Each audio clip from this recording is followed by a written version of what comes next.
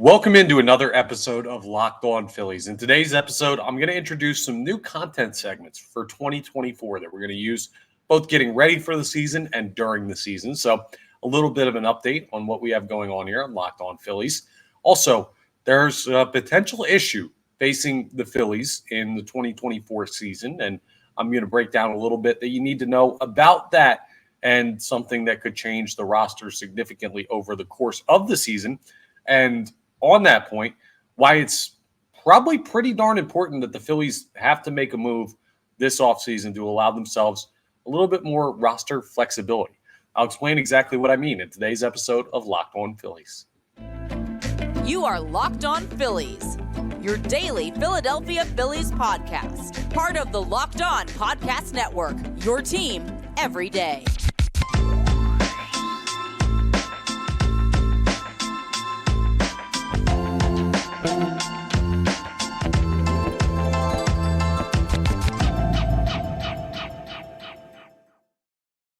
Yes, this is Locked On Phillies. I'm your host, Connor Thomas. Thank you so much for checking us out. We're part of the Locked On Podcast Network, your team every day. Please make sure you're rating, reviewing, subscribing to the YouTube, all that great stuff. Today's episode is brought to you by Jase Medical. Empower yourself when you purchase a Jase case, providing you with a personal supply of 5 antibiotics that treat 50-plus infections. Get yours today at jasemedical.com and use code LOCKEDON to get $20 off your order. That's JASE Medical.com. So shout out to Jase Medical for sponsoring today's episode. Just a reminder, if you missed yesterday's episode, the first of the year, because I missed all posting last week, you can hear it right there. I'm still recovering from pretty nasty bout with some type of sickness. Tested negative for COVID, so I don't know exactly what it was, but I've been coughing a lot. The voice isn't totally strong.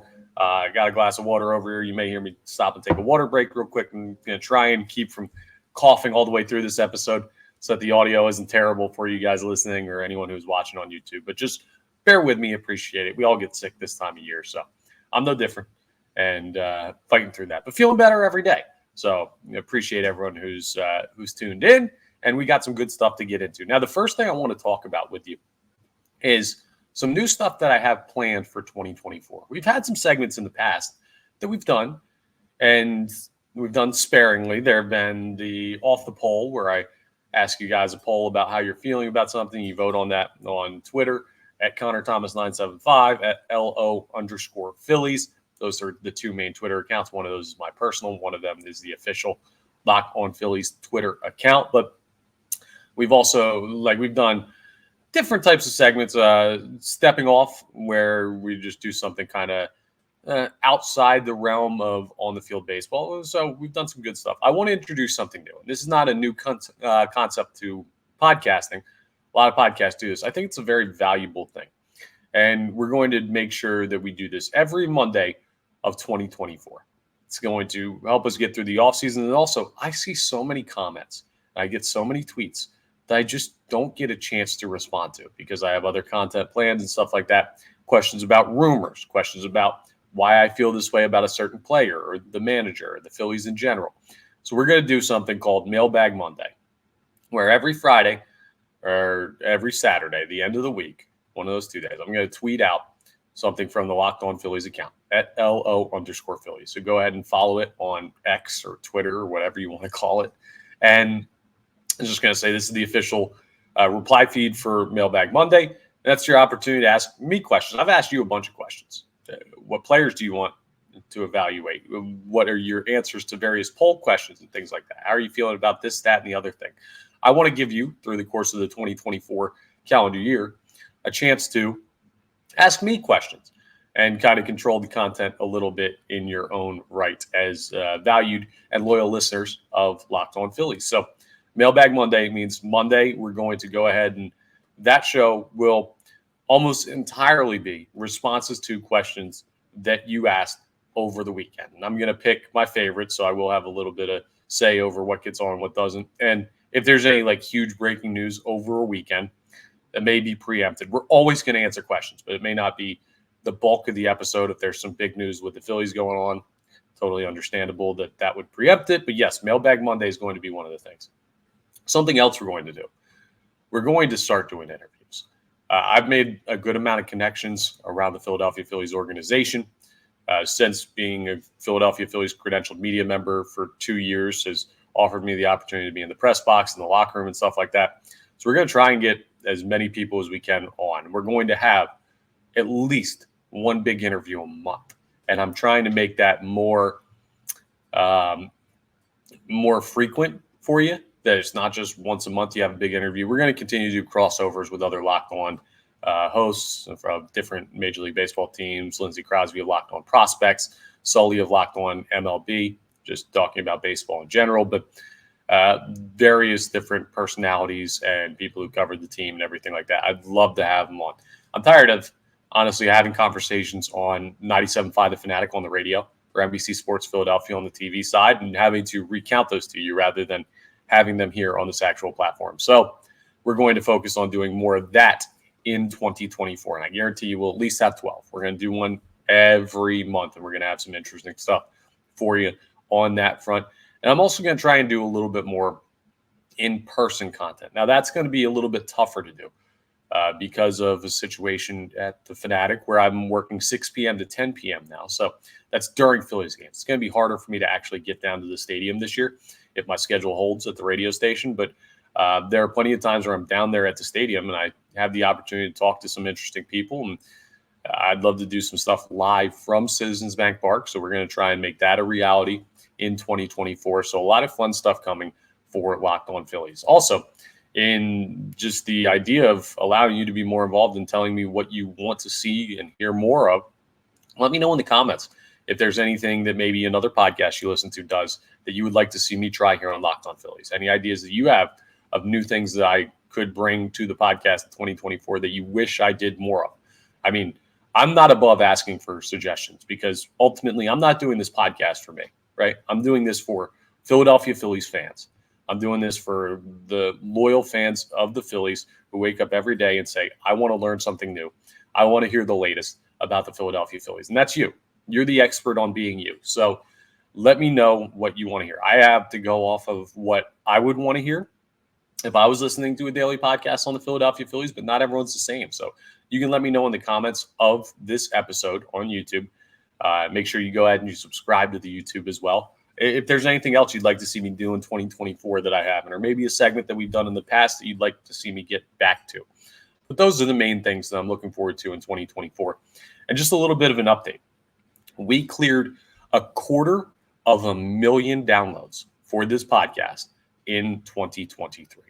The year before, we cleared 100,000. So we more than doubled that. My goal for 2024 is 500,000 downloads of Locked On Phillies, 500,000 downloads of this podcast. And you guys are the ones that are going to help me get us there. So I appreciate everyone who continued to help grow Locked On Phillies last year. I continue to appreciate everyone who's subscribing to the YouTube. That's another goal, is to continue to grow that.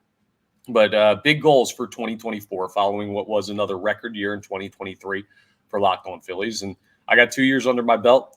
The third year, hopefully, plans are to make this even bigger and better for everybody who takes the time to chime in and listen and watch what I have to put out day in and day out. The season's right around the corner. We are 33 days away from pitchers and catchers reporting to Clearwater, Florida. So it's not that long until we're going to have actual day-to-day content on what the Phillies are doing. Back in action here on Locked On Phillies. Excuse me.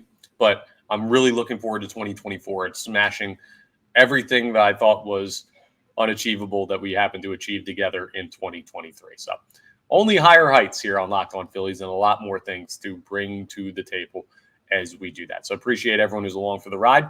Thank you so much for being with me these past couple of years. And I'm looking forward to what's to come. An absolutely stacked 2024 for the Philadelphia Phillies. And part of the reason that's stacked is the team is in a really, really good spot talent level wise. I mean, you've got the infield locked down. JT Realmuto, Bryce Harper, Bryson Stott, Trey Turner, Alec Boehm. You have the outfield relatively solidified. Nick Castellanos, Brandon Marsh, Johan Rojas, Christian Pache, Kyle Schwarber, all kind of available out there. Jake Cave as well. It's not as cleanly set up as the infield, but you have a starting rotation that's pretty darn good with Nola and Wheeler and Walker and Suarez and probably Christopher Sanchez, unless another move is made. And we're going to talk about that later on in today's episode. And you have a bullpen that has some really nice pieces. So the Phillies are in a great spot, right? Well, coming up next, we're going to have a bit of a conversation about why the 2024 season could be a treacherous one for the people making roster decisions for the Philadelphia Phillies. So we'll get into that as we continue today's episode of Locked On Phillies. First, though, I want to tell you about my friends over at Jase Medical. I know we come to sports to escape from some of the crazy realities of real life. And can we just talk for a minute, just me and you, about preparing for tough situations? I mean, it's crazy weather outside right now. Anything could go wrong with a shipment that's supposed to get there, you getting to a place you need to go in your daily life. I mean, winter, everyone gets sick. There's a lot of stuff going on. I mean, major weather events, extended travel, supply shortages. These are all realities of life. But Jase Medical has you absolutely covered. They've got life-saving antibiotics and a long list of daily medications that can be ordered in a 1-year supply. 1 year. So you don't have to wait for daily, weekly, monthly shipments. Even ED generics for Cialis and Viagra can help you out. Jase Medical has the Jase case as well. The Jase case is a pack of 5 different antibiotics to treat a long list of bacterial illnesses, including UTIs, respiratory infections, sinusitis, skin infections, and a long list of others. This stuff could happen to any one of us. It does and can happen to literally anybody over the course of your life. So visit jasemedical.com and complete your physician encounter. It's going to be reviewed by a board-certified physician, so you know it's legit. And then your medications will be dispensed by a licensed pharmacy at a fraction of the regular cost. It's never been more important to be prepared than today. So go to jasemedical.com. And plus, you can use the offer code LOCKEDON to get $20 off your order. So go ahead and check out our friends at jasemedical.com. So here's where the Phillies find themselves in kind of an interesting spot, right? And I do want to give credit to the folks over at Phillies Nation, because reading an article on their website is something that led me to the conversation that I want to have today. So one of the very important parts of a Major League Baseball team is handling the options between Major League players and sending those same players to the minors at certain parts throughout the year. Whether it's a call-up of a player you want to take a look at, whether it's a send-down because of a lack of production at the Major League level, whether it's roster issues as far as injuries that force an addition at another position. For example, let's say 3 pitchers get hurt at the same time. You need to clear up roster space to bring guys up, and maybe you don't have them on the injured list long enough. You might have to retool who's where as far as positions, or you might want to go with like a 6-man rotation. You might say, okay, well, we could use another guy. As my background almost falls down here, that's how you can tell the weather's crazy outside. You almost saw me get absolutely demolished on live video here. Basically, the point of what I'm getting at here, as I collect myself, is the Phillies don't have too many players at the Major League level that have options left. Now, I'm going to pull up this article for you, Phillies Nation, so I can give you the exact list of the players that are facing issues when it comes to options in 2024. Now, when you look at the issues with options, here's the problem, right? So you need to have the opportunity to option players to the minor leagues, and you only have a certain number of those for each individual player. Some, after a certain amount of MLB service time, don't have any options at all. So they would have to accept the move to the minors. And some, short of 5 years of MLB service time, which is the requirement for needing to approve options to the minor leagues, are out of options, which means if you were to try and send them down, they would have to clear waivers, which would put them available to be claimed by any other of the 29 Major League Baseball teams. So when you're looking at that, you say, okay, I understand all that. I understand why that's an issue, but the Phillies have to have some guys with options, right? Well, they don't have that many, and the ones they do have options on don't seem to be moving. So this is a list from Phillies Nation again, but here's the list of guys that have 5+ years of MLB service.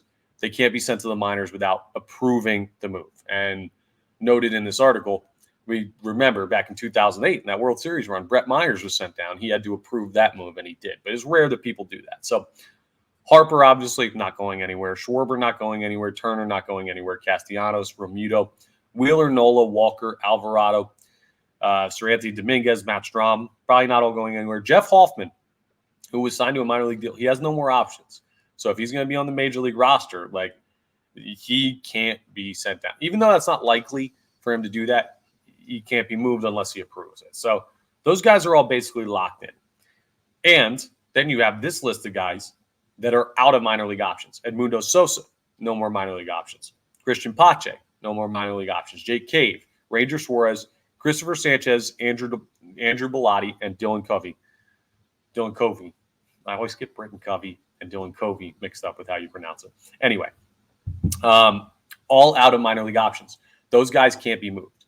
So you're in a situation where, well, they can be, but you'd have to have them if you were going to send any of those guys down. Like, let's say Edmundo Sosa just stinks this year. Just a hypothetical. I love Edmundo Sosa. But let's say he stinks this year. You couldn't send him down without him having to clear waivers first. So that leaves you in a spot where another team could just say, hey, we're just going to sign him. And you could say, cool, I'm going to go there because they're going to give me a chance to play at the major league level. Like, let's say, I don't know, the Kansas City Royals, the Oakland or Vegas Athletics, wherever they're going to end up playing this year. Who knows what's going on with that? And they're like, sign Edmundo Sosa and say, hey, cool, bro, you're going to start at third base. You're going to start at shortstop for us here in 2024. Be like, yeah, I love Philly, but I want to play. I want to play Major League Baseball. I don't want to just sit in the minors in Lehigh Valley and like do that. So that's why that's an issue. Then there's guys that have minor league options but aren't going anywhere. It's like Alec Boehm has a couple remaining. Bryson Stott has 3 left. Brandon Marsh has 2 left. Garrett Stubbs and Gregory Soto each have 1 left. Those guys aren't getting sent down.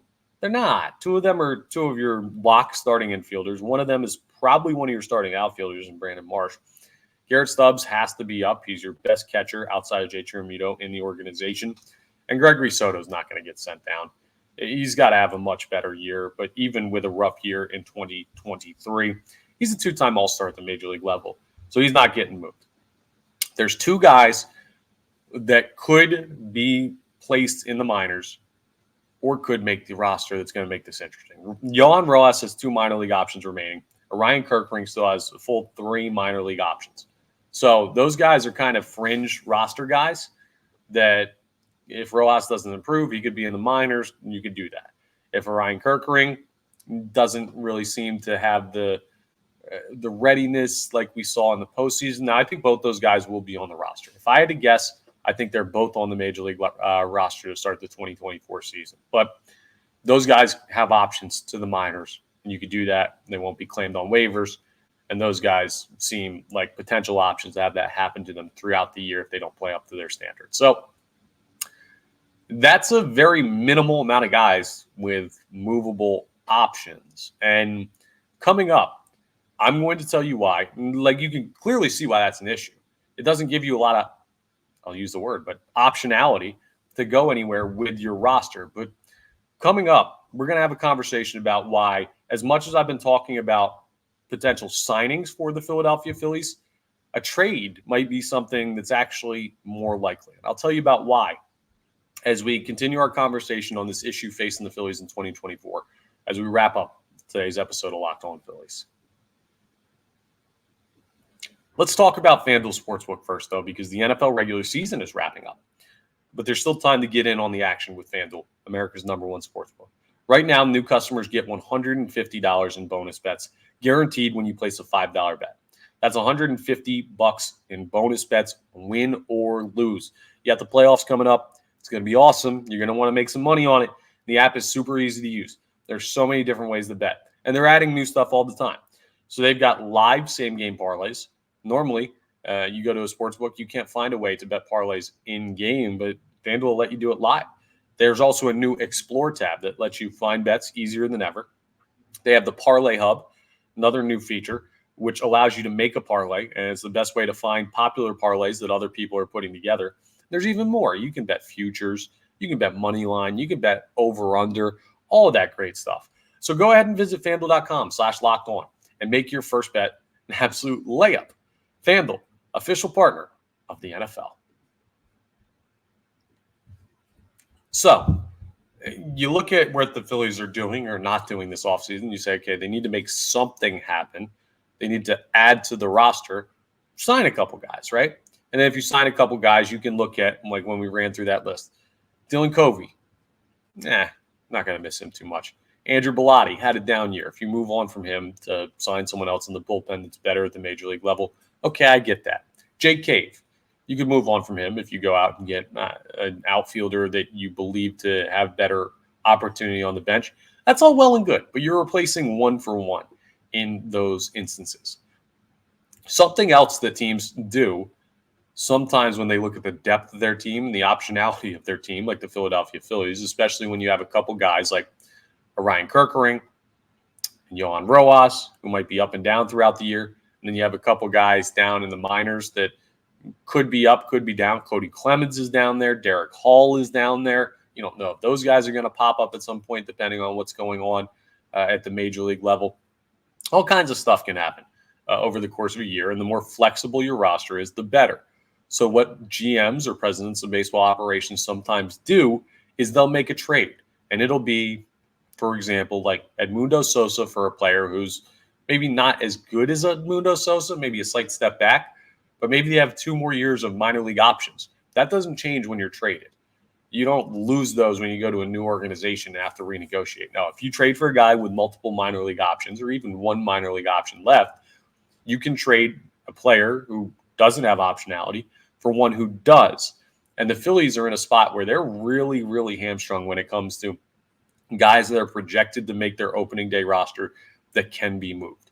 So as much as I would like to see the Philadelphia Phillies make some signings, I could also see them making some trades, because a lot of the guys, well, all the guys in free agency, in order to reach free agency, you have to have enough MLB service time. I believe it's 6 years and change, to have also had enough Major League service time to have to approve of the opportunity to be sent to the minors.